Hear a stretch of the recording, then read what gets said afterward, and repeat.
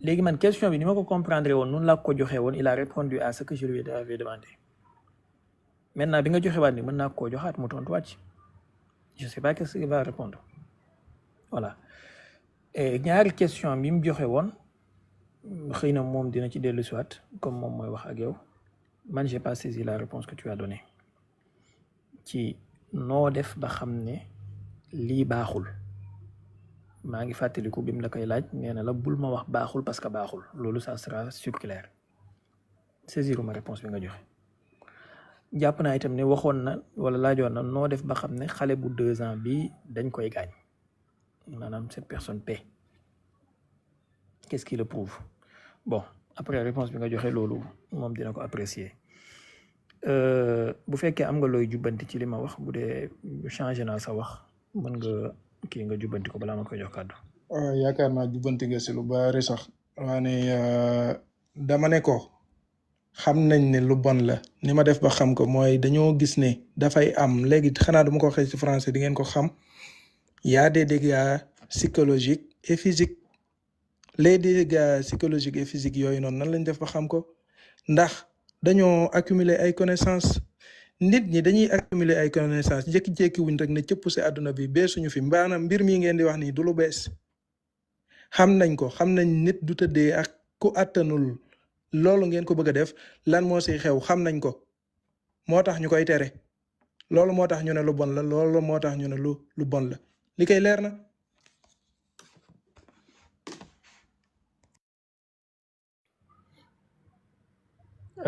li ma waxoon sànq ci par rapport ak question bi nga posé woon bu fekkee dama changé ni nga ko posé woon.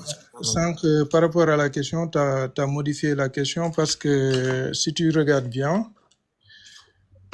gis nga dama defoon ak mbége moo nekk nii mbége gii nii bi ma ko defee ba noppi dama bind fii nii 9 ans mature bind fii nii 9 ans non mature ma bind fii xaraam bii nii xalaal bi la woon léegi li lay won ne lii bi ma taalee sama caméra sànq gisoon nga ko wërngel gii nii ngay gis nii yokkuma ko si sànq de sànq gisoon nga ko bu fekkee ne li may wax nii da nga ko weddi di nga gisaat enregistrement bi nga xoolaat ko flèche bii mi ngi fi woon sànq bi ma taalee sama caméra yool gii mi ngi fi woon man lii rek a tax may bind du may waxtaan ak kenn ma wërngër ko nii lii mooy wane ne fii laa doon laajte ma ne ko lii lan moo tax lii laajtewu ma si laaluma ko lii moo tax ma wërngel lii nii di koy leer na.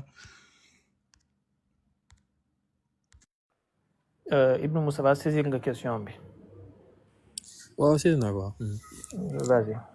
Ok dama ci tontu de manière très très simple kenn waxu la ne soo ko defee dañ ci am yool ça c'est la première chose donc la réponse est simple waxuñu la ne soo ko defee dañ ci am yool c'est simple voilà donc là tu fais une pétition de principe c'est ça qu'on appelle une pétition de principe mooy mettre la conclusion dans les prémices ok par exemple ma laaj la góor gi la moo tax mënoo bàyyi fen soo ma tontoo lii moo tax mënumaa bàyyi fen kon tu admets que da ngay fen soo ma tontoo lii moo tax ma mën kaa bàyyi kon tu admets que da ngay fen alors que on sait même pas si de base da ngay fen ici tu fais la même chose bon même si toi da ngay fen ici tu fais la même chose tu mets la conclusion dans les prémices ok tu nous dis lu tax nga ci am yool qui t'a dit que da nga ci am yool qui t'a dit ça bref maintenant Louji n'a pas répondu à ma question et après ça du coup j'espère qu'on passera à l'échange libre pour éviter justement que Louji ne réponde pas aux questions. Parce que beaucoup me diront non, au contraire. J'aimerais que quand on te pose des questions, tu réponds à ces questions, mais tu ne le fais pas.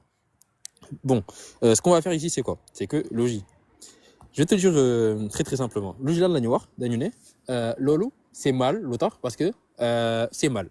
C'est mal parce que c'est mal, c'est mal parce que c'est mal. Logi. Est-ce qu'on va comment le sanctionner? Pour le noir, c'est mal parce que c'est mal. Vraiment, genre. C'est pas Logi, c'est Gorgi. Gorgi, pardon. C'est normal de Logi 5 peut-être.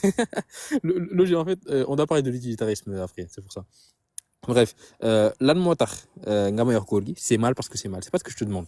Bon, t'as dit quelque chose de très intéressant. Gorgi nee na suñu nekkee ci benn pays ñu dañuy dajaloo, on se met ensemble pour savoir ce qu'on va décider, pour savoir si cette chose est bien ou mal. On est d'accord, loolu la wax, très bien. Les Gorgi, si on se rassemble tous ensemble et on dit que cet acte dont je parle est bien, ok, su fekkee ñun ñëpp léegi ñoo dajaloo ñu ne acte boobu noonu c'est bien, pourquoi c'est mal Gorgi? n'oublie pas le critère que tu as donné. Tu as donné premier critère, tu as raison. Ensuite, et ça, tu as dit que c'était au niveau individuel, moi, yo. Ensuite, maintenant, au niveau d'une société, dama joxe niveau micro, yo. Au niveau macro maintenant, au niveau d'une société, li nga wax mooy dañu dajaloo ñu waxtaan ñu xool lan moo baax ci société bi lan moo bon ci société bi. Góor gi léegi je te pose une question très très simple. Vu que tu n'as pas répondu à la première question de pourquoi l'ornith c'est mal, la deuxième question maintenant, c'est en utilisant ton critère à toi, hein, su fekkee dañoo dajaloo ñu ne léegi acte bii ma wax acte bu baax la carrément ku ko def vu que c'est justement pays on te donne des privilèges dans la société ku def loolu dañ lay joxe ay privilèges loolu léegi góor gi d'après ton critère à toi qui est qu'au niveau macro c'est la société qui décide pourquoi c'est mal. Ne réponds pas à côté, ne me dis pas que pour moi je juge que d'après ma raison c'est mal, c'est pas ce qu'on te demande. Ça c'est la deuxième chose. Donc réponds à cette question s'il te plaît.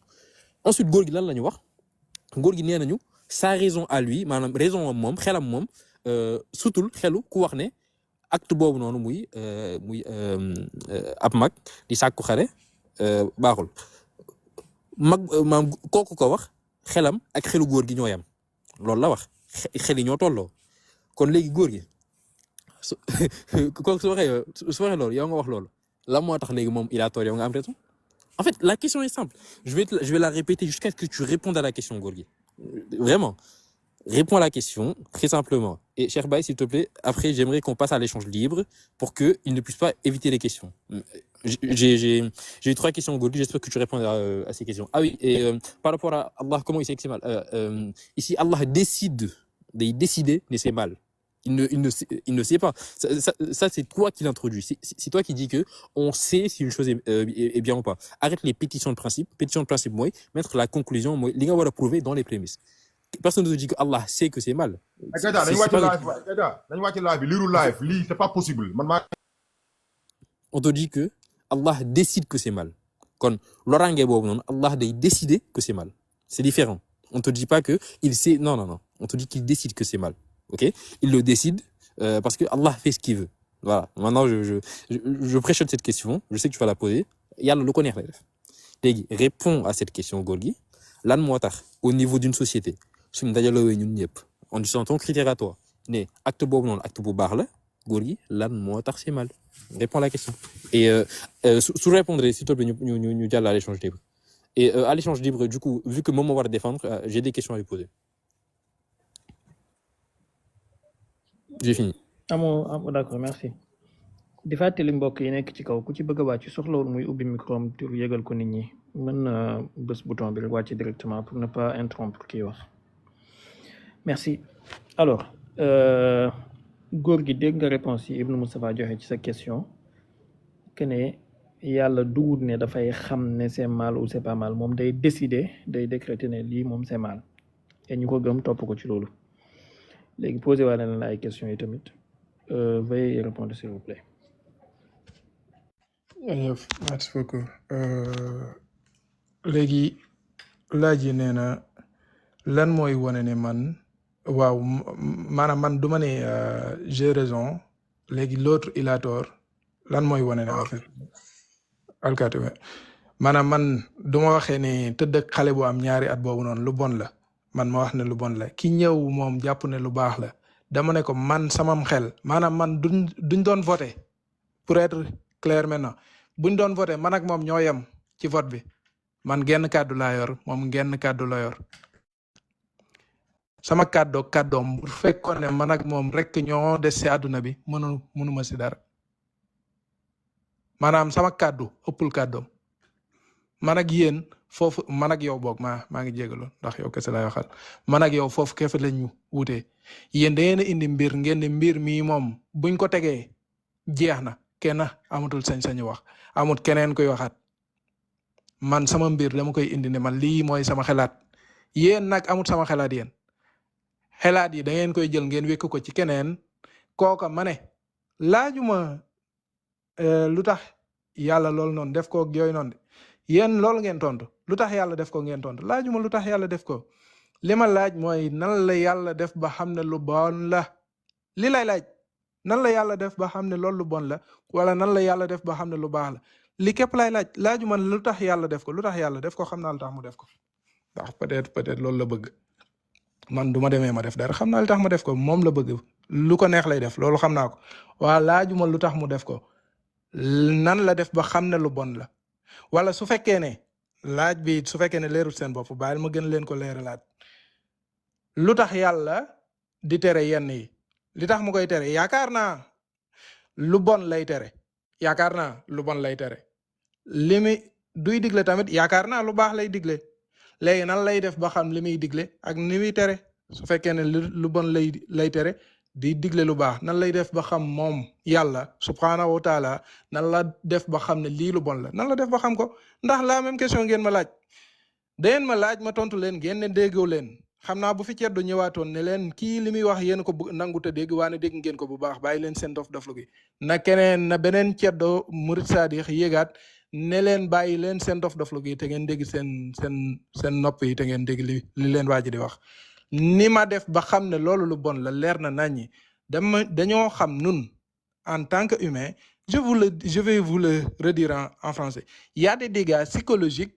et physiques des dégâts psychologiques et physiques yéen a ngi dégg des dégâts psychologiques et physiques si jëmm ji ak si xelam si boppam da ngeen ko si lor loolu nan lañ def ba xam ne y a des dégâts ndax nun dañoo dund nit ñi jékki-jékki wuñ ne cëpp wàcc léegi lii boo leen ñëwaatee tijji sa micro ne ma léegi musuma laa tontu lii du tontu léegi nun li ñu dundoon moo ñu may ñu xam ko dañoo yàgg gis ay nit ñu leen di teg luñ àttanut ñu leen di jéem a tëddee ci at yuñ àggut ñuy gis loraange yi tegu seen kaw ñu bind ñu noote ñu ne kon lii bu mu fi amati dañoo gis ne lu bon la woon kuñ ko teg mu bon maanaam 50 kilos la kuñ ko yen rek mu waaf ñu ne bu leen tegati 50 kilos lii nii nit di lii képp la xanaa lii kay yomb na expérience moo ñu ko may pour mu simple c'est l'expérience qui nous a permis de le savoir ngeen ne léegi non man damaa bëgg a dawul débat xawma lan ak lan léegi nan lay def ba xam ne c'est moi qui ai raison et que c'est l'autre qui a tort loolu yomb naa xam réew mi nga nekk la mbooloo ma nga nekk képp koy lijjanti du ma demee Papouasie-Nouvelle-Guinée moomu noonu ils vont me regarder d'un œil bizarre man maa fay ñëw naan leen waa sama gars yi yéen Papouasie-Nouvelle-Guinée tëdd ak xale bam ñaari at lii baaxut dañ may xool naan waa kii dof bi fan la jógee mi ngi mel ne ngeen dem Sénégal ngeen leen bëgg a wax ne góor ak góor guy seq dara nekku ci dañ naan la dof nga dañ lay saaga tufli la taal la boo yow même nit ki doo ko jëlee Sénégal nga yóbbu ko Canada mu dem fa naan góor ak góor guy sëy loolu lu bon la ba teg say abomination dañ naan xoolal dof bii maanaam koo jëlee nit ki nga yóbbu ko feneen fa ñu ne dof baa ngi loolu moo lay won ne nit ñi seeni xel képp lañ yor moralité subjective boobu noonu li koy waral mooy nit ki il est imprégné dans son environnement maanaam kéew li la wër fi nga juddoo daa am njeexital lu muy am si yow loolu moo lay yar lii képp la man boo ma yóbboo Papouasie-Nouvelle-Guinée su fekkee ne waa Papouasie-Nouvelle-Guinée man ak ñoom ñoo bokk ni ñuy xalaatee man mën naa jàpp ne waa ji puisque ñu bari ñi ëpp ñoo bokk li ñuy xalaat waajoo ñu doon il a tort si c'est le contraire c'est moi qui ai tort c'est ça et je vais faire sama kem kàttan ngir soppi loolu noonu jeex na leer na nañ bàyyi leen dof-doflu gi. Très bien. Alors, il n'a pas répondu à la question, mais c'est pas grave. Bal ma. Ok. Merci. dinaa leen defal échange libre dinaa leen defal temps bi ci logi góor gi lay laaj ñaata minute nga bëgg échange libre bu duré. dañuy jàllaat say question réponse wala dinañ amaat phase boobu genre alternance quoi laa bëgg a wax. dina amaat. waaw mën nañ comme vous voulez ah yéenay xool. Moustapha ñaata minute nga bëgg mu duré. Moustapha mën na wax. mën nga def 15 minutes wala 20. d'accord dinaa leen ko defal ci logi.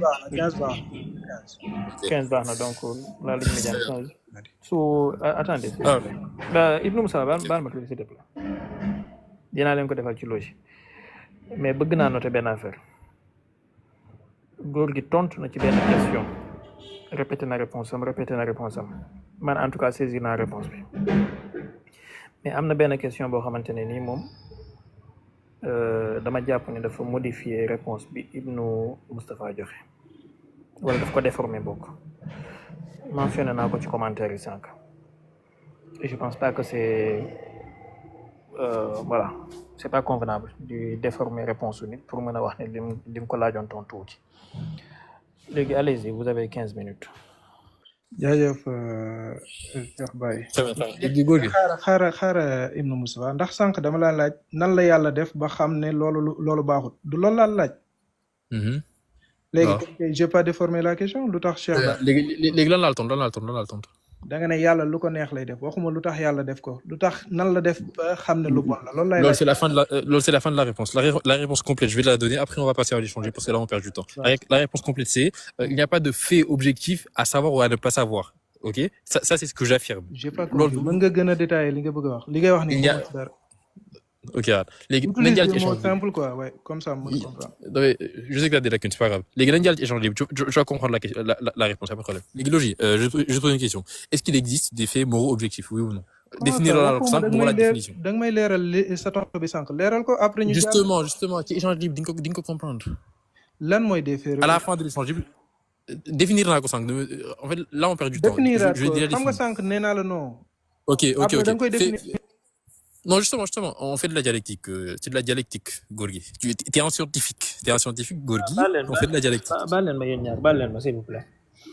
temps bi démarré na logique mi ma def ci grand écran moom moo yore temps bi ngir yàlla soyez des gentlemen bu kenn ki di wax bu ngeen xamee ne bu kenn ubbee micro simultanément dafay def écho na tëj micro ne serait-ce que pour 2 secondes pour comprendre li kenn affaire day def écho. Non, oui, souvent day def écho. Et en plus je tiens à le dire. baal ma leeral Ibn Moussa lii s'il te plaît.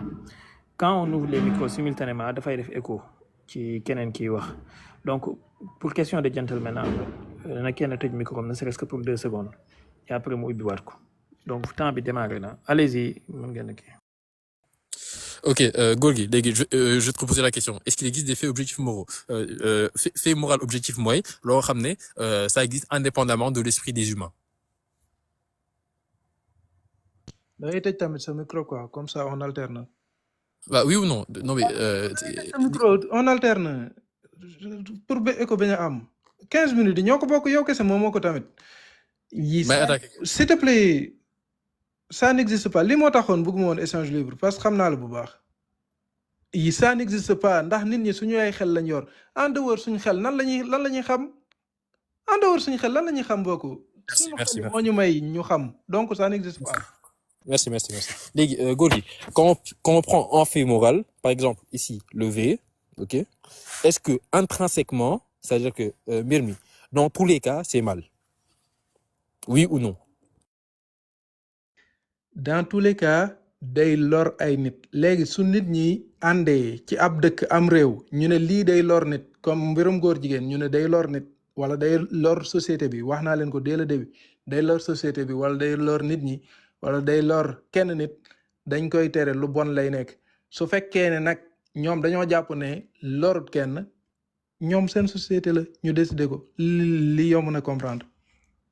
Ok, j'ai compris. Léegi kon Gorgui mën naa la retourner question bi wala yow rek yaay poser ay question. xaaral ma pare léegi vas-y y a pas de souci. léegi Gorgui nee nañu kon ni ñu koy xamee mooy day créer ay lor ok léegi Gorgui je vais poser une question su fekkee ñaari frère ok ñaari frère jumeaux yu am 20 ans dañu bëgg a seq ay góor lañ dañu bëgg a seq ay relation S ok ñoom ñaar ñëpp ils sont consentants ils se protègent y a aucun mal ok acte boobu noonu lu baax la lu baaxul réponds simplement. ci man lu bon la ci man lu bon la leer na. lu tax mu bon. dafa bon ndax dafa bon yàlla laa fii nii bii moom. Ok donc vous le voyez tout le monde le voit. Gorgui en fait. Gorgui en fait ici quand je lui donne un exemple où il ne peut pas dire X chose est mal ou lii dafa am lor comme par exemple ñaari góor yu bokk ndey ak baay yu bëgg a seq Gorgui lan la ñuy wax c'est mal parce que c'est mal il n'a pas de justification mënuñoo wax lan moo tax mu bon kon Gorgui ci société moom inceste su fa doon am Gorgui da koy tere lu tax mu koy tere parce que arbitrairement la koy tere léegi Gorgui lii c'est même pas notre position léegi ñun suñu waxee ne yàlla yàlla day tere mbir point góor gi ñëw ne non mais yéen ay dof ngeen da ngeen topp yàlla nangam góor gi tu fais la même chose ici su fekkoon sa société la da ngay on présume que da ngay criminaliser le fait que inceste di am te pourtant mënoo ñëw wax lan moo tax mu mal ndax critère bi nga joxe woon mooy et j'ai fait exprès de te poser la question plusieurs fois pour que tu répètes plusieurs fois que lor bi mooy tax muy mal et c'est pour ça que je te pose la question que maintenant léegi góor gi je te repose la question encore une fois ñaari frère yu consentant yu protégé wu suñu bëggee seq góor gi lan moo tax c'est mal lan moo tax nga koy teel ci sa société réponds. Commence pas à aller n'importe où, voilà, à vouloir troll, voilà, à vouloir tuer le débat. Nit ñi muus nañ, nit ñi duñu ay dof, ils voient très bien ce que tu es en train de faire. Réponds à la question. Lan moo tax ñaari frère yu am ñoom ñaar ñëpp 20 ans ñu bokk ndey ak baay. est-ce que lan moo tax c'est mal.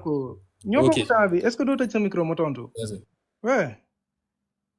Nee nga góor gi dafay wax ne c'est mal parce que c'est mal. nit képp laa waxuma déglu léegi ma leeral la nag mbir sànq da nga indi ab laaj bu samp boo xam ne c'est un cas spécifique tëdd ak xale bu ndaw lu tax mu bon ma ne la fii li tax mu bon loraange yi moo tax mu bon loraange yi nan lañ def ba xam ko parce qu'on a de l'expérience moo tax ñu bon moo tax mbir moo ma bon waxuma la mbépp mbir moo ma indil loraange moo tax muy bon yow loolu nga sa déggee xam naa ne nag da yaa bëgg a jël sama benn cas spécial benn cas particulier nga bëgg ko généraliser j'ai jamais dit ça musuma laa wax fenn ne la mbir ngir mu bon foo jaar muy lor nit maanaam ay loraange rek ay tax nit mbir bon musuma laa wax loolu dégg nga sàcc milliardaire lu bon la milliardaire nga fekk ko nga sàcc ko 1 franc lu bon la milliardaire nga fekk nga sàcc ko 1 franc lu bon la moo ne loroo ko dégg nga jeex na tàkk kon musuma laa wax ne mbir ngir mu bon foo jaar nga mu am loraange loolu waxuma la ko léegi fii nii nan laa def ba xam ne lu bon la man maa décidé ne lu bon la man dama ko seexlu léegi leer na seexlu waaw kay li mooy baat bi nag daa salte ci man dama koo seexlu te bëgguma mu law leer na man nit képp maa ko mën a wax sama xam-xam yaatu yow sa yàlla ji yow yàlla mi nga xam ne moo xam lépp nan la def ba xam ne lii lu bon la man xawma ko nga may reetaan bëgg maa jaxaseeg àdduna yàlla moom xamul ko moom yàlla moom xamu ko léegi ñëpp d'accord ñëpp dañ war ne pat bu nekkee góor gi moo ko def ñëpp dañuy yuuxu waaye su fekkee ne yàlla la ñëpp tàccu te ngeen maa def yàlla boog mu jeex def nan ngeen def ba xam ne yàlla dafay tere mbir moomu noonu lu tax yàlla ne loolu lu bon la lu tax yàlla ne ñaari góor yuy séq lu bon la li mooy laaj bi léegi lu tax yàlla ne ñaari góor yuy séq lu bon la nan la def ba xam ne lu bon la. ñëw tontul. Ok. Alors, fini, Gorgui. Je te l'ai dit tout à l'heure. En fait, Gorgui, ton problème, moi, je pense que tu n'as lu aucun livre d'éthique. Mousso lire livre de moral, t'as absolument rien lu. Et c'est ça ton problème. Gorgui, tu parles de choses que tu ne maîtrises pas. Les faits moraux, ce n'est pas des choses qu'on sait. Ce ne sont pas des faits qui existent indépendamment de l'esprit. Ce sont juste des constructions sociales. Ok, et construction sociale là, et nit ñoy ñëw né, ok, et là je parle d'un point de vue séculier. Point de vue séculier mooy point de vue boo xam ne maanaam yàlla am fa dara am fa. Ay nit rek ñooy ñëw ne, waaw bon, telle chose nous dérange donc c'est mal, telle chose nous dérange donc c'est mal. Nit ñi mën nañoo ñëw ne l'existence de góor gi nous dérange donc c'est mal. Kon mën nañ la rey su leen neexee. Ok, man qu'est-ce que j'affirme? J'affirme que les faits moraux et je donnais plusieurs réponses. Hein. Les faits moraux ne sont pas des choses qu'on connaît ou bien qu'on appréhende avec la raison. Ok, ils n'existent pas en soi. Il n'y a pas de mal intrinsèque il n'y a pas de mal intrinsèque dans les choses. C'est-à-dire que le fait de tuer n'est pas mal en soi parce que ce fait qu'on c'est mal en soi, dans tous les cas c'est mal. Or, par exemple, cas de légitime défense, Gorgui, ku la bëgg ray nga ray ko, lolu c'est pas mal parce que je te défends. Ok? Les faits moraux n'ont pas de valeur morale intrinsèque. Ce sont des concepts. Les concepts, Gorgui, n'ont pas de valeur morale intrinsèque. La valeur morale qu'on va leur imputer, ma valeur morale, ça va dépendre de ton paradigme. léegi xool nañ paradigme am góor gi au début ñu disait quoi naka la ñuy xamee lan moo baax lan moo bon par la raison léegi ok raison boobu lan lay jariñ pour ñu xam ndax loraange am na wala déet góor gi c'est ce que tu as dit ne commence pas à changer de position ne commence pas à changer de position loolu nga wax depuis tout à l'heure et tu l'as répété plusieurs fois dama la laaj et ça c'est une question séparée naka la ñuy xamee lan moo baax lan moo bon nga nañu par la raison boobu lu muy jariñ mooy xool ndax loraange am na wala amul léegi kon ok ma jox la kaa bu amul loraange nga ne da nga kaa seexlu ok léegi góor gi ñooñu wax ne ñoom seexluwuñ ko léegi ce serait quoi le problème ce serait quoi le problème avec une société qui dit que cette chose-là c'est bien on l'a fait il y a pas de problème ok dérangé wuñu on trouve pas que dañ ko seexlu voilà c'est juste góor gi lan mooy sa opposition ñun jullit yi mën nañ leen a wax ne loolu noonu ngeen def yàlla da koy tere lu baaxul la te mën nañ leen a prouver ne baaxul parce que dans notre paradigme Dieu existe yawmal qiyaama dafay am nit ñi ils sont des êtres rationnels maanaam t'aimes bien parler de rationalité nit ñi ils sont des êtres rationnels il y a soit des conséquences positives infinies muy aljana soit des conséquences négatives infinies muy safara soo toppee yàlla bàyyi inceste dina la fay yóbbu la aljana soo bàyyi inceste loolu noonu mu ne baaxul su fekkee da ngay def inceste nag yàlla dina la duma ndax loolu baaxul kon lii c'est simple c'est très très simple. doo ma si xajal tam ñëwal. maa ngi pare may nga wax kon je conclus góor gi mënuñoo wax lan moo tax ñaari góor yu consentant yu bokk ndey ak baay di sëy baaxul góor gi mënuñu koo wax il ne sait pas nous le dire au contraire góor gi tout ce qu'il a à nous dire c'est dama ko seexlu voilà ça ne me plaît pas mais góor gi là en fait t'es juste en train de nous dire le bien et le mal ça dépend de ce qui me plaît góor gi léegi ñoom su fekkee ñoom ce qui leur plaît c'est faire ça la moo tax mu bon voilà je te laisse parler. Exactement léegi li nga fi wax sànq tëjal sa micro s'il te plaît comme ça y a pas écho man nan laa def ba xam ko lu tax ma décider ko loolu laa la wax ne nga man awma si loolu maanaam man nan laay def du ma demee si benn société fekk leen ñu ne loolu lañ def maanaam ñoom dañoo bëgg ñaari góor yoo xam ne ñoo bokk ndey ak baay dañoo bëgg a sëy société boobu du ma fa àggee nan laay def damay ñëw ma wax man ne lii neexul s'il te plaît tëjal sa micro tamit. Je sais même plus pourquoi on fait l'échange comme ça mooy loolu bàyyi ma wax du ma fa àggee dama leen di wax ne man damay joxe man sama point dama naan lii neexuma bu ma mënee mooy tontu naa la ko depuis le début sama kem kàttan dinaa ko def ngir xeex loolu noonu neexuma dama dinaa ko xeex sama kem kàttan mooy à hauteur de mes moyens fii sama kàttan yem dinaa dem ba foofa ngir xeex loola li ma sama dinaa ko si def mooy ni leen ko waxee seen diine rek bu fekkee ne da ngaa war a jël ngànnaay nga jël ngànnaay du fekkee da ngaa war a def lii nga def lii bu fekkee da ngaa war a def li ma sama naa ko def léegi yow sa yàlla ji yow bu ñëwee fekk am réew ñaari góor ñuy sëy góor ak góor gu bokk ndey ak baay ñuy sëy sa yàlla ji lan lay def lii mooy laaj bi man góor gi man ngay laaj man lan lay def te yow sa yàlla ji moom mën na lu ne moom day toog moom fa ësal toog frankulaay man nga may laaj man lan laa def man lan laa war a def man te man j'ai même pas accès à la chambre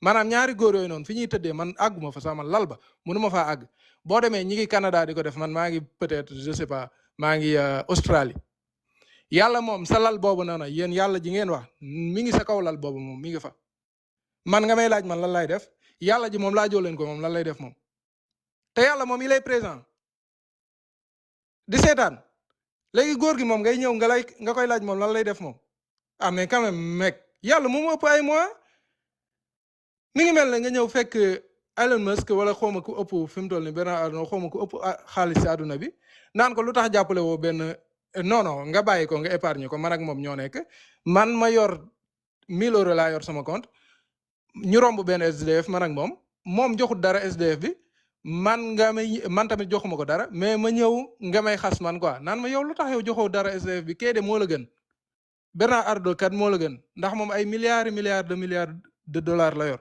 yàlla moomu ëpp kàttan fuuf te ñooñu noonu nekk seen kawlal di tëdd ñoom ñaar bokk ndey ak baay defu leen dara mi ngi leen di seetaan ñuy def li ñuy def mu koy gis man gisuma ko teguma si sama bët te mënuma ci dara dinaa def nag li ma mën sama kem kàttan ngir xeex ko leer na sa bopp laaj bi ma laajaat la ko nan la yàlla def ba xam ne lu bon la nan la yàlla def ba xam ne lu bon la man nee naa la dama kaa seexlu samay gët moo ma ko may fu ma fekk ñaari góor yu bokk ndey ak baay ñuy sëy damay daw pëccët laay def du ma ko xool mi ngi mel ne ma fekk ñuy rendi nit du ma ko xool yàlla nan la def ba xam ne loolu lu bon la la question réponse-y. Ok. Gorgui, je t'ai répondu à la question 2 fois. Je vais répondre encore. Faits moraux yi du lu ñuy xam. Maintenant, ouvre ton micro, on va en discuter. Est-ce que les sentiments sont des connaissances, Gorgui? Oui ou non? Ouais, loolu sax fàtte naa si tontu sànq da nga wax ne. Réponds à ma question. Gorgui, s'il te plaît réponds à ma question. donne-moi 10 secondes. Réponds à ma question. Donne-moi 10 secondes li moo taxoon bëgguma woon échange libre lii képp taxoon. Ah, vas-y. Construction sociale la nga ne ba noppi nga ne c'est objectif et c'est en dehors de l'esprit construction sociale la Laisse-moi wax loolu. si tu l'as dit. Non, tout le monde xaaral ma wax li Gorgui, c'est enregistré. c'est enregistré waxal léegi li nga wax. li wax c'est très simple. Waaw defal naa nga wax li wax dama la ne d'un point de vue séculaire. Gorgui, écoute bien. Séculaire yaa ngi fi doog a wax bi débat bi tàmbalee ba léegi yaa ngi doog a wax baatu séculaire je t'assure. Attends. barke yàlla yaa ngi doog a wax séculaire. Dama la s'il vous plaît ouvrez les commentaires Modo yi ubbi leen commentaire ngeen laaj commentaire ndax waxuma séculaire sax dama la Gorgui le l'avait enregistré est-ce que su ma waxee séculaire fini di nga génn ne Gorgui yow t'es le plus grand fankat du monde est-ce que ni nga ko wax oui ou non. bul ma saaga mbokk du ma sama rom. non saaga ma damay raay ndax ni nga ko wax. bul ma waxaat loolu s'il te plaît soo bëggee waxtaan bi àgg. baal Gorgui baal ma léegi Gorgui suñ génneel enregistrement live bi ñu génnee fu mu waxee séculaire ndax di nga nangu ne waxoo dëgg. loolu saaga moom sëñ bi. bien sûr très bien ay preuve kay ma xam ne dama wax ma dëgg. Ok, y a pas de problème. Donc, il y a l'enregistrement du live, génne l'enregistrement après. Donc, pour répéter ce que j'ai dit, qu'est-ce que je t'ai dit? Je t'ai dit que d'un point de vue séculaire, Gorgui, moi, fini, Dieu en compte Dieu, on est dans une société, disons, athée, l'homme est séculaire, d'un point de vue séculaire, les concepts moraux sont les constructions sociales. C'est très très simple, Gorgui, c'est pas compliqué. Branche ton cerveau, on va le comprendre. Tu vas comprendre, y a pas de problème.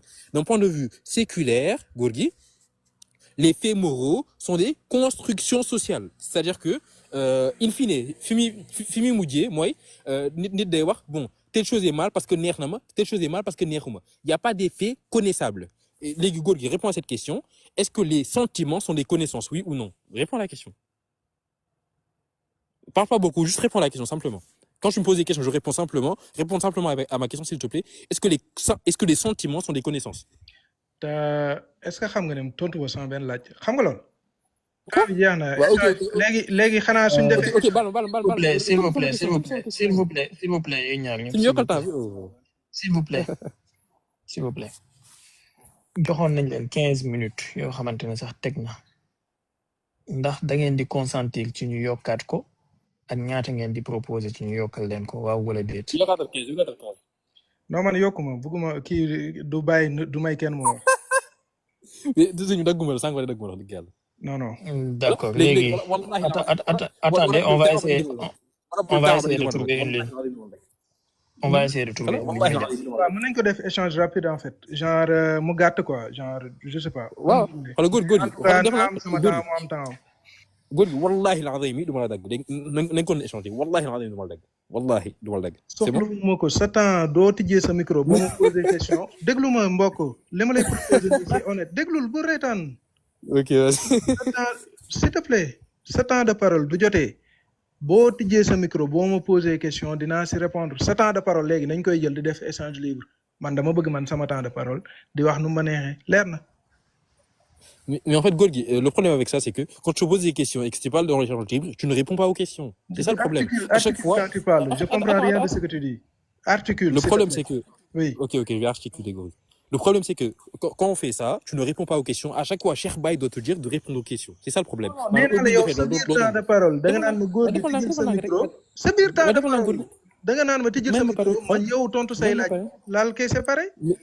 Mais Gorgui mais loolu nañ def échange libre benn yoon xool gisoo bi ñu defee échange libre moom affaire dafa nekk sama temps alloué may wax te doo ma dagg parce que yow da ngay dagg mais du ma la dagg xoolal ne wallahi xoolal nee naa du ma la dagg mbokk sànq yow yaa ma boo njëkk a dagg voilà yaa ma njëkk a dagg bi yaa ma wallahi njëkk a dagg bi may wax temps bi ban dañ ko valeur la am man si man wallahi ab ate ngay waxal naan ko wallahi non xoolal non justement man am na valeur ci man moo tax ma ci waat waaw moo tax am na man valeur ci man lijjantiwu ma ko nag man ok waa sa léegi bref garantie du dara si man nga naan ma waaw wallahi ok li ma la jox nii kay c'est honnête comme proposition sa wala temps de góor parole gi bu léegi jotee nga tijji nga ne ma góor gi tijjil sa micro ñu waxtaan ma tijji waaw sama d'accord micro ñu d'accord waxtaan léegi mën nga defaat ñaari temps de parole après ñu jàll échange libre échange libre tout ma ak yow j'ai montré xam nga lu tax j'ai montré à tout le monde pourquoi je vais pas faire d'échange libre avec toi parce que tu peux pas respecter les règles tout le monde a remarqué ça ok y a pas de problème waa léegi mais quand même Cheikh Baye comme kii wuñu est-ce que ñun tamit mën nañoo waaw kii waale bokkale si kii bi xaar nan ngeen si ma yële tuuti waxtaan wi jeexagul ñu léegi ne dañoo bëgg a bokk non jeexagul may leen waaw mais dégg Cheikh nga Baye moom modéré tamit bari nga wax trop waa léegi wuy ma waa léegi man proposition daal waa léegi grave léegi Cheikh Baye man waa léegi comme nangul def échange libre léegi comme man sama temps échange libre lay doon léegi man je te propose góor gi soo d'accord y a pas de problème sama temps nekk 5 minutes temps am nekk 2 minutes 30 comme ça mu bañ a wax lu yàgg parce que sinon ça sert à rien d'accord nga foofu waaw loolu mën na nekk ok léegi Cheikh Baye kon defal ma 5 minutes s'il te plaît 3 minutes quoi 3 minutes 5 minutes Cheikh Baye c'est possible hein mën na ne waaw parce que 2 minutes 50 de toute façon c'est pas possible ok y a pas de problème ouais ça va man ça me va ok léegi Cheikh Baye mën nga ñëw defal mën nga maa defal 5 minutes ñu yeggale foofu après ma bàyyi ko mu wax 3 minutes après ñu kii ok léegi non je veux commencer ok vas-y commence mais juste góor gi juste par déontologie et par honneur quand je te pose des questions pendant mon temps de parole s'il te plaît réponds ne cherche pas à gâcher mon temps s'il te plaît yow xanaa tey un divin yow bu xam nga de daa mel ne da ngay gis même chose laa la naroon a wax ok pas de problème je vais t'écrire les questions nan day am comboñ fii nii nan la yàlla tamit day am ak comboñ def ba xam lu baax ak lu bon nan la yàlla def ba xam ko lii nii mooy laaj bu njëkk bi laaj naa ko fi bopp ba léegi xawma ñaata heure la mosoo see addu da nga koy ñëw rek fenêtre rek romb ko mel ne moom mi ngi fi moom maane yaa ngi koy gis moo ne de xoolaat ko bu baax ñaareelu laaj bi mooy lu tax waxoo dara yàlla mi nga xam ne moom mi ngi ci lal bi nga xam ne ñaar ñooñu fa la ñuy seqee mi ngi ci lal bi nga xam ne mi ngi bi maa ngi ko naroon def sax ci lal bi naa bind rek mu gën a gaaw ci lal bi waxoo ko dara moom yàlla moom waxoo ko dara man mi nga xam ne nekkuma sax xanduma sax réew mooma nekkuma fa sax man dama koy dégg rek ñu naan am na ñaari góor ñoo bokk ndey ak baay ñu ngay seq ca Laponie xawma sax fan la féete si àdduna wala sa pôle nord yàlla moom mi ngi moom ca kaw lal ba moom mi ngi à côté moo la gën a jege sa buumu xol bu leen ko fàtte moom mi ngi moom il est présent moom il voit les faits moom waxoo ko dara moom nga jéggal ko ba noppi naan ma góor gi yow lu tax defoo dara yow góor gi yow looy def góor gi yow lu tax defoo dara te tontu naa la si ba noppi nee naa la dinaa def sama kem kàttan sama kemtalaay la sax mais mën naa la ko defal kem rek kem kàttan mooy pouvoir si yow mi déggut dégg nga wolof bu baax a baax ab Saa Tuuba la fi mu toll nii du doon wax ni ngan di accent Saa Tuuba la man tamit bawol la Saa Tuuba yi samay mbokk lañ moo xaadimul xuraan même accent bi la fi mu toll nii moo leen gën a dégg wolof yéen ñi ñëpp nekk si suuf waaye day dof lu nee na déggut wolof léegi ñaari laaj yi mi ngi nii léegi mën nga tijji sa micro nga tontu si ñaari laaj yi s'il te plaît comme tu m'as dit tout à l'heure fexeel ba bul feneti sama laaj yi sama laaj bul ko feneti ok pas de problème waaw alors premier laaj je réponds taaratam kii bi ma xool laaj yi comme ça bañ ko fàtte alors première question c'est quoi nan la yàlla def ba xam ne loolu lu baax la góor gi je t'ai répondu 3 fois je vais te répondre une 4e fois les faits moraux ne sont pas des connaissances appréhensibles yow ni nga ko définir et je suis d'accord avec toi ce sont des sentiments d'après toi ok d'après toi ce sont des sentiments man dama lay wax ne fait moral ici c'est pas une connaissance kon du lu ñuy xam góor gi je t'ai répondu encore une fois fait moral du lu ñuy xam et si tu veux je peux te le prouver góor gi je peux te le prouver, pas de problème. Quand j'ai répondu à cette question, d'où l'on y xam, arrête de me demander, non quoi xamé, d'où l'on y xam, c'est pas une connaissance, ok? Donc, arrête tes pétitions de principe. Vraiment, t'as des problèmes de logique. Ensuite, là, monsieur, deuxième question. yàlla xamut. dama ne lii du lu ñuy xam ne moom la yàlla xamul lii du ñuy xam. man kay xam naa man moom xam naa. ok. Non xam après dinañ waxtaan ci ndax connaissance wala du connaissance. non man xam naa yow kay yàlla laay laaj nan la def ba xam ko ne léegi ne tontu ma ne may yàlla xamul kon. góor gi tu me fais perdre du temps. kon yàlla xamul ah. lii du connaissance. attends lii du connaissance góor gi. yàlla xamu ko dafa naa.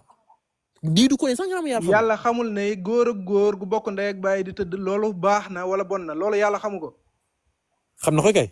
mais léegi nan la def ba xam ko dafa nag maam góor gi. su fekkee ne xam na ko nan la def ba xam ko. dafa nag waaw kay léegi dafa nag non la non ici il faut faire la distinction entre rëdd gi wëndeelu la waaw góor gi waaye ñëwal góor gi xanaa yow yaa na wax ne sànq doo daggee nag. non dama maa ngi tuub. Ah ok tout bol góor gi en effet. Du coup je vais faire un cours de philosophie góor gi et je vais faire la logie mais vu que c'est toi je vais te le faire alors góor gi ici qu'est-ce que je te dis il faut faire la différence entre l'universel et le particulier. Qu'est-ce qu'un universel? Un universel, c'est un concept. Le particulier, c'est quand la chose occure. Ok, Gorgi? Retiens bien ce que je te dis. Universel, particulier. Sans voir universel, le concept lui-même, le concept n'a pas de valeur morale intrinsèque. Comme concept bi, a une valeur morale. Concept bi, écoute bien. Concept bi, a une valeur morale intrinsèque. Ça fait 3 fois que je te le dis. Si tu veux, je peux te le prouver, il n'y a pas de problème. Ensuite, Gorgi, si tu me parles du particulier, le particulier, il y a le Barul parce qu'il a décrété que Barul. Ok? Vu que concept, il n'y a pas de valeur morale, fini, le mi-kham est particulier. C'est particulier, ton tournal là. J'ai répondu à ta question. Vu que je veux nous faire perdre du temps, je vais passer directement à ma question. Gorgi, est-ce que les sentiments sont des connaissances? Est-ce que les sentiments sont des connaissances? Oui ou non? Bon, soo leen mënee jox sama non sa temps jeex na de mbokk là moom sama temps. Mais góor gi mais tontu. S'il te plaît. Est-ce que les ok il veut pas répondre il veut pas répondre bon. non mbokk sa temps jeex na wala modérateur nekkatu fi.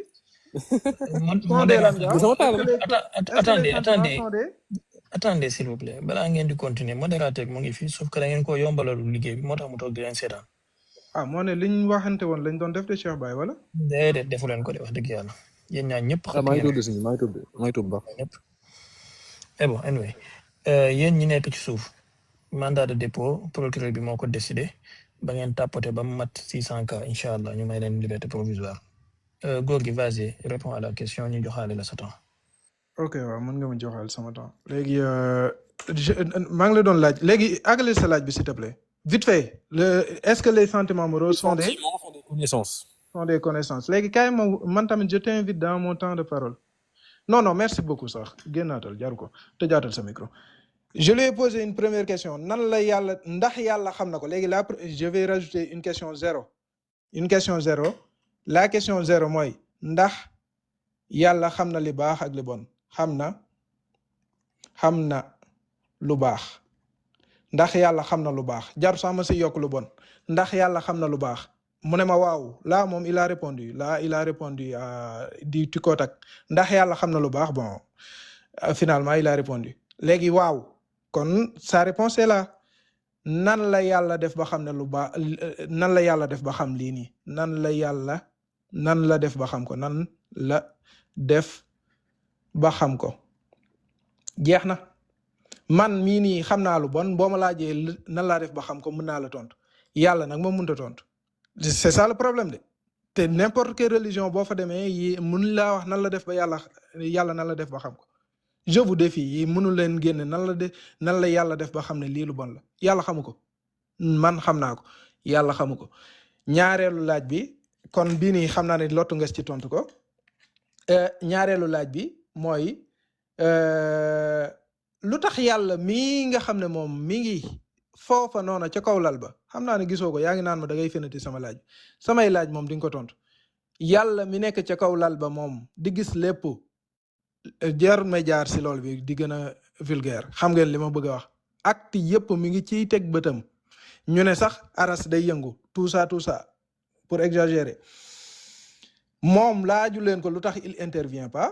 Mais par contre, un Gorgui qui n'est même pas dans le pays, qui n'est même pas dans ce continent-là, qui est à l'autre bout de la terre, ngeen ñëw di ko sonal ci lu tax moom lan la ci xalaat moom yàlla kenn du ko laaj moom lan la xalaat kenn du ko laaj lu tax intervenir oo mais góor gi moom dañ koy laaj lu tax intervenir oo góor gi tontu leen ne leen moom day intervenir maanaam ñaar ñuy góor ñooñu noonu bokk ndey ak baay di tëddante góor gi da si intervenir si kem kàttanam du fekkee ne Sénégal la fu ñuy waxee dinaa ne lii de lu bon la dinaa bind pétition dugal ko en ligne ne lii lu bon la dinaa dem ma doxay ñaxtu dinaa dem si plateau télé yi wax ko fa lu ma mën a def si lu bon ngir ne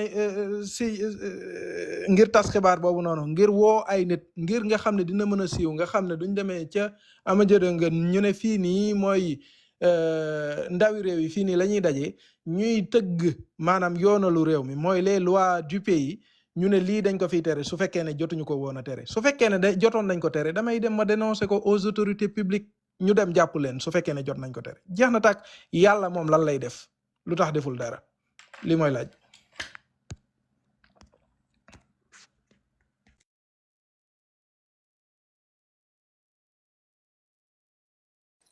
Très bien. Allez-y.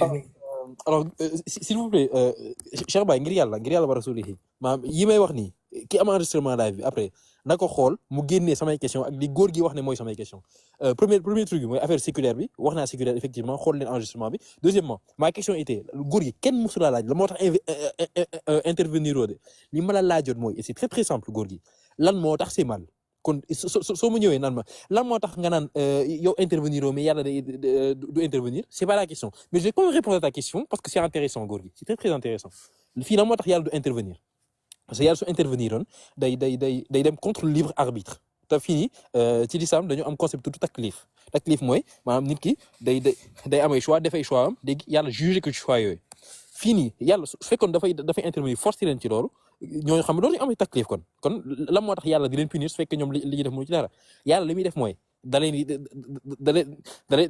tegal règles yaa ngi nii xam ngeen ko soo leen mooyee règles yi y a des conséquences infiniment mauvaises dans l'au-delà muy yomal qiyam bu ñëwee yàlla dina leen fay ci seen def yooyu fay leen nag fii nii fay leen safara su fekkee ñooñu ñu topp lañ nag yàlla fay leen àjjana kon j'ai répondu à ta question même si c'était pas ma question ngir yàlla après ñëw leen ngeen wane naka la góor gi changer question bi loolu c'est la première réponse deuxièmement góor gi continue à me demander yàlla nu mu def ba xam loolu góor gi léegi je t'invite quelle est la distinction que j'avais faite entre deux jugements moraux quelle est la distinction philosophique que j'avais faite góor gi wax ma mun nga bi sa micro quelle est la distinction que j'avais faite sur ce concept. J'ai pas compris. Répète. Te nga articuler s'il te plaît. Ban distinction laa defoon ci concept bi. dama defoon distinction. Ban concept. Concept xam lu bon. Concept xam lu bon j'ai rien compris de ça. Ok xam nga je vais vous répéter après. précis doo bëggee ma tontu say laaj be. y a pas de problème waa góor gi. mën naa tëjaat sama micro wala. waaw tëjal sa micro. Après à écouter je vais te redonner la distinction.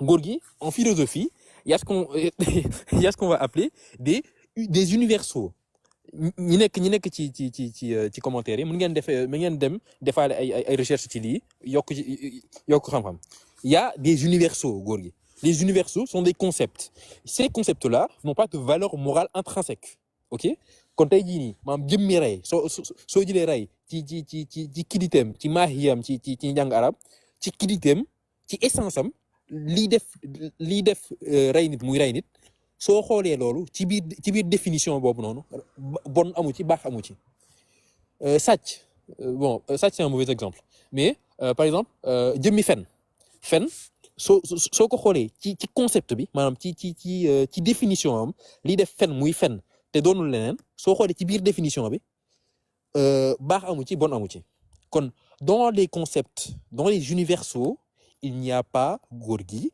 de bien ou de mal ici ça va être suñu posture mooy doon posture compatibiliste on va voir góor gi su fekkee en fonction des circonstances et cetera yàlla lan la wax ci circonstances yooyu on ne fait pas des jugements universaux góor gi kenn du la wax ne en général wala kenn du la wax ne de manière absolue wala objectivement quelque chose dafa bon d'ailleurs sànq wax nga ne dama ne il existe une morale objective musuma wax loolu j'ai jamais dit ça en fait góor gi c'est parce que t'as pas le niveau pour comprendre ce genre de choses que tu fais des erreurs aussi basiques je n'ai jamais dit qu'il existait une morale objective ok il y a une distinction à faire entre toi et moi lan laa la wax et pour résumer notre position ok fini yàlla en effet xam na li ñuy wax déjà yàlla nekk na fa bon naa bañ a dugg ci loolu mais yàlla en effet xam na li ñuy def mi ngi leen gis et cetera lan moo tax mu leen di bàyyi mu leen di bàyyi mooy yàlla dafa leen a jox libre arbitre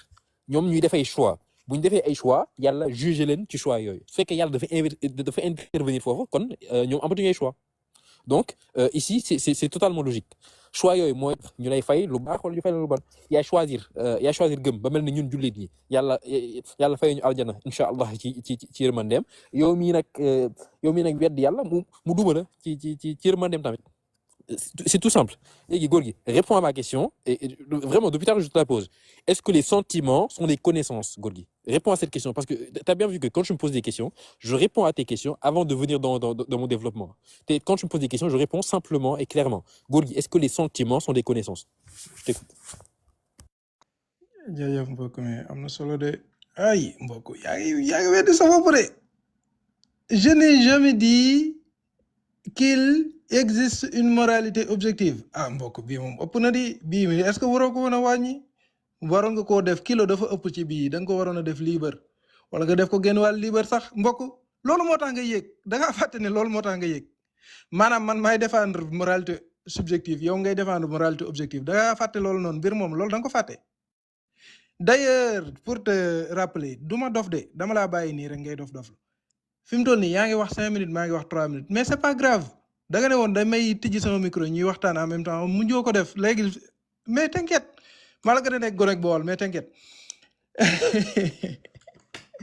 li may wax soxla ma ko wax si 5 minutes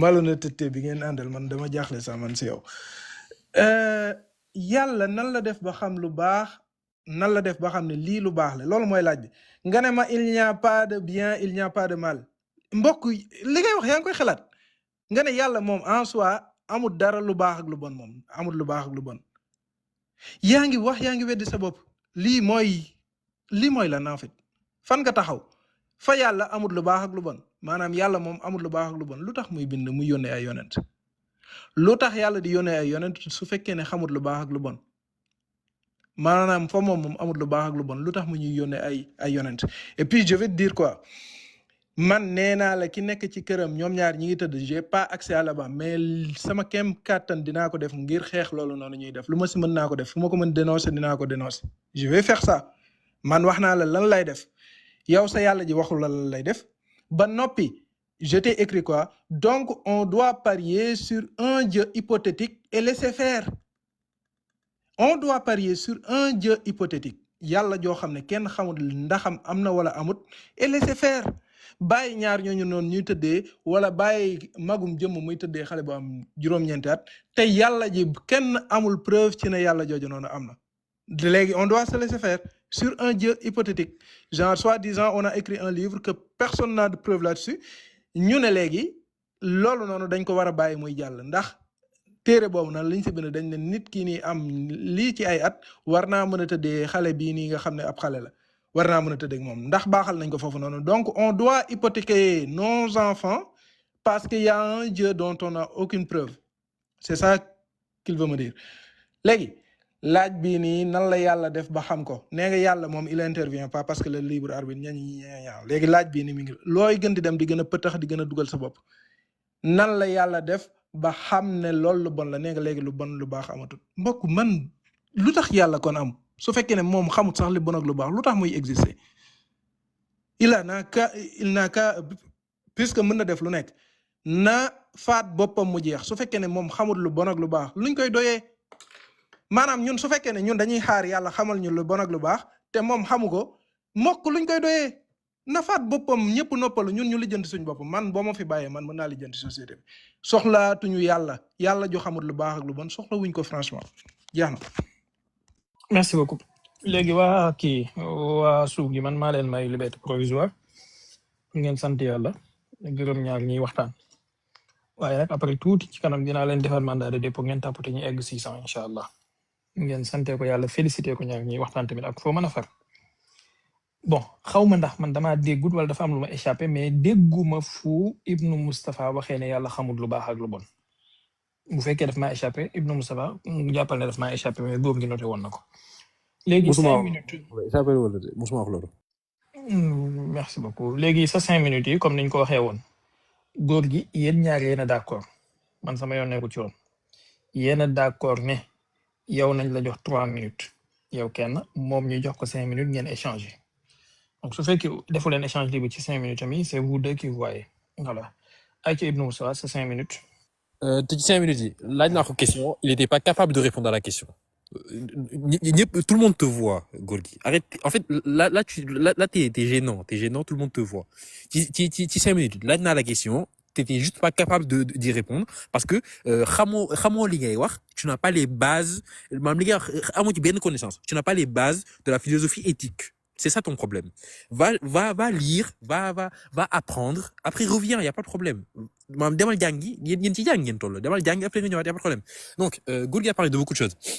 Il a dit que Nena lu baax ak lu bon amul. Gorgui en fait c'est enregistré par pitié ngir yàlla après génne leen enregistrement live bi par pitié. Léegi Gorgui nee na man maa ne lu bon ak lu baax amul. J'ai jamais dit ça. Je t'ai dit que intrinsèquement Gorgui en fait je pense qu'il faut qu'on te fasse un cours de français. Gorgui lan mooy intrinsèquement réponds comme léegi ñu bokk temps bi lan mooy intrinsèquement. xawma man wolof laa dégg xawma lu intéressant. Ok Gorgui dis mooy sa problème nag xanaa nii lay def après dans non moom moo wax 5 minutes nangam vraiment Gorgui je te pose des questions t'es juste pas capable de répondre et tout le monde le voit arrête de maam bàyyi di xalaat ne nit ñi ay dof lañ yoo xam ne mën ngaa dox seen bopp nit ñi dofuñu il voit très bien ce que tu fais donc je pose des questions à Gorgui Gorgui n'est pas capable de répondre. yow da ngay jugo ko toog de. maa ngi koy sentir fi mu toll nii da ngay jugo ko toog ah. Gorgui la ma tax nga may dégg sama temps. waaw maa ngi jégalu. Est-ce que vous voyez ce qu'il fait?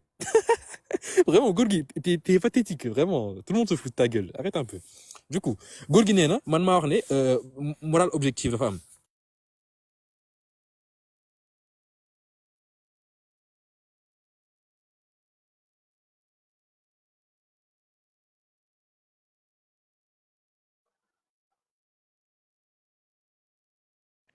yéen a ngi koy dégg wala man déggatuma ko de wala. yéen a may dégg wala. déggatuñ la woon depuis 30 secondes. ok du coup xam naa sama téléphone moo déchargé moo tax bon léegi Gorgui nee na man maa ñëw ne on défend une morale objective Gorgui sors-moi un seul livre ou un seul savant Ash'ari parce que man Ash'ari là sors-moi un seul savant Ash'ari qui dit que nous avons une morale objective. Sors-moi une seule définition du volontarisme qui dit que le volontarisme dit que notre morale est objective. Ok? Vraiment, une définition valable hein, de savant Ash'ari. Donc, deuxièmement, il dit qu'on doit laisser faire. Gorgui, kan moo wax loolu? Kan moo wax ne ñaar ñooñu suñu seq loolu on doit les laisser faire? Non, absolument pas.